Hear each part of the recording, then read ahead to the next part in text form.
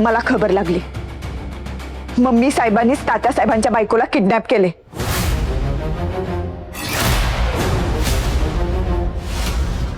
आणि ते आता कबूल करत नाहीयेत.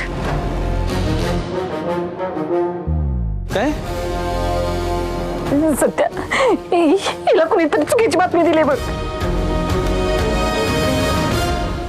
तात्याच्या बायकोला किडनॅप करून काय मिळणार आहे मला सांग की तू.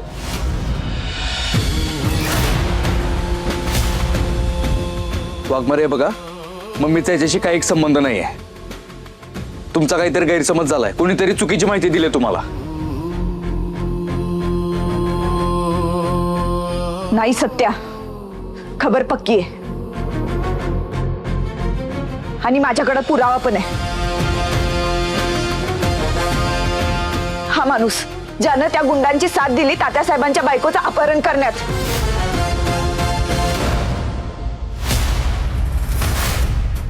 ते पण मम्मी साहेबांच्या आदेशावरून.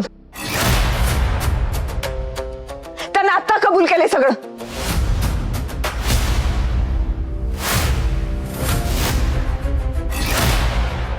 सत्या बघ आता तूच, कुणी मी आयडिया येईल, माझं नाव घेईल आणि ही त्याच्या विश्वास ठेवून मला दोषी ठरवते. मी ह्या माणसाला ओळखत पण नाही. मम्मी साहेब, तुम्ही खोटं बोलताय. एक मिनिट वाघमारे, हे बघा, तुम्हीच मला सांगा, जी बाई सापडल्यावर मी निर्दोष आहे सिद्ध होणार आहे, अशा बाईला मम्मी लपून का ठेवल? तिचं अपहरण का करल? तिला काय मला फासावर जाताना बघायचंय? हे बघा वाघमारे, तुम्हाला अत्यंत म्हणजे अत्यंत चुकीची माहिती मिळाली आणि हा माणूस खोटं बोलत नसेल कशावरनं?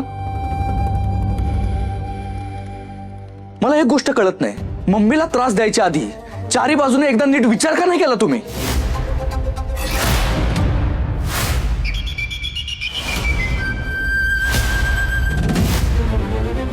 मम्मी चल तू. थांब.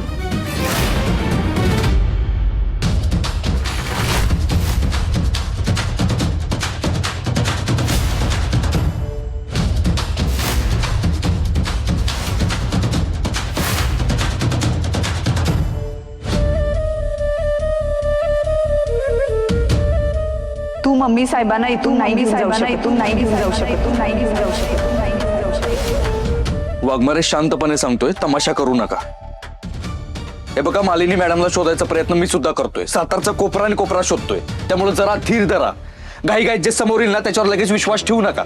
म्हणजे मी काय मूर्ख आहे? माझा गैरसमज झालाय म्हणून मी मम्मी साहेबांना इथे घेऊन आले?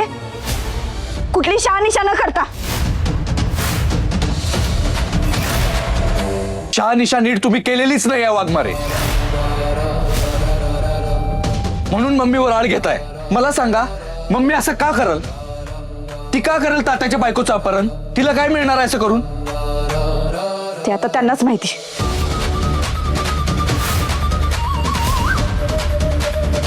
हे बघा वाघमारे, मम्मी असं करूच शकत नाही. मी तुम्हाला हेच सांगायचा प्रयत्न करतोय. हे बघा, बाकी काही असो, पण तात्याच्या बायकोचं अपहरण मम्मीने केलेलं नाही आहे हे 100% खरं आहे. मला पूर्ण खात्री आहे, कारण मम्मीला ना मला त्या मालिनी मॅडमच्या खुनाच्या आरोपातून मुक्त झालेलं बघायचंय. मग असं असताना ती का अपहरण करेल त्या बाईचं? का तिला लपून ठेवल? का मला खोट्या आरोपाखाली अडकवायचा प्रयत्न करेल ती? तेच तर जाणून घ्यायचं ना मला पण त्यासाठी चौकशी होणं गरजेचं आहे. एकदा का चौकशी झाली की काय खरं काय खोटं सगळं कळेल. वाघमारे, खरं हेच आहे की मम्मीचा या सगळ्याशी काहीच संबंध नाहीये. उगाच तुम्ही संबंध जोडायला जाऊ नका. माझी वाट सोडा. नाही सोडणार.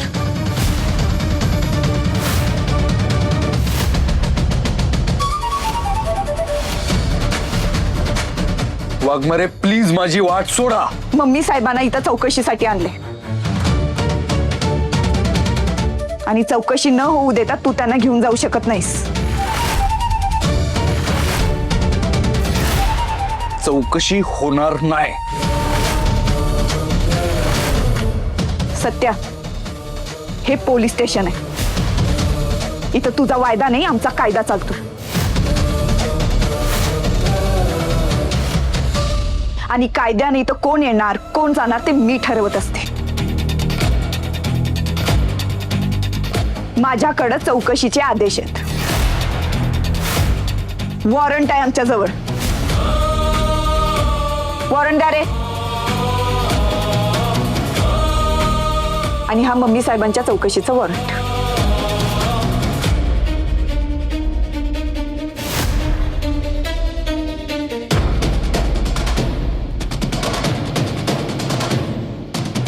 सत्या, प्लीज माझ्या कामाच्या मध्ये येऊ नकोस. ही चौकशी मी तुझ्या भल्यासाठी करते. या मम्मी साहेब. सत्य, नेबडला घाबरतोस तू? अरे आपल्या घरात आश्रित म्हणून राहते ती. ह्या वर्दीचा फायदा घेऊन की नाही वाटतील ते आरोप करा आपल्यावर, आणि आपण सहन करायची का ती? आधी तुझ्यावर तात्याच्या खुनाचा आरोप केला आणि आता माझ्यावर त्याच्या बायकोला किडनॅप करायचा आरोप करते ही. मम्मी तू शांत हो जरा. मी बोलतोय ना वाघमारेशी, तू शांत राहा. शांत व्हा मम्मी साहेब. चल बस. वाघमारे मला सांगा, कुठल्या पुराव्याच्या आधारावर वॉरंट काढले तुम्ही? सत्या साक्षीदार आहे माझ्याकडं. या माणसानं आत्ता कबूल केलं होतं की यानंच तात्यासाहेबांच्या बायकोचं अपहरण केले.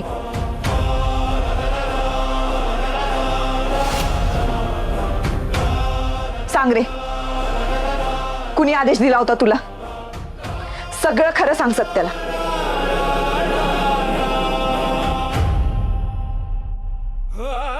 काय विचारते? सगळं खरं खरं सांग सत्याला. कुणी आदेश दिला होता तुला?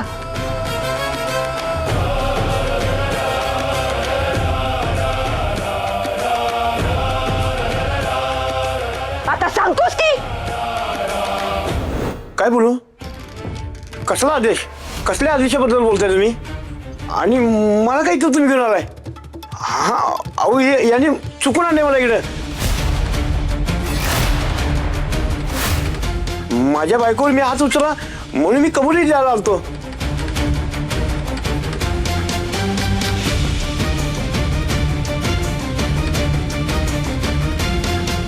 आणि चालू तर हे वेगळंच काहीतरी दिसतंय. मला माहित नाही काय.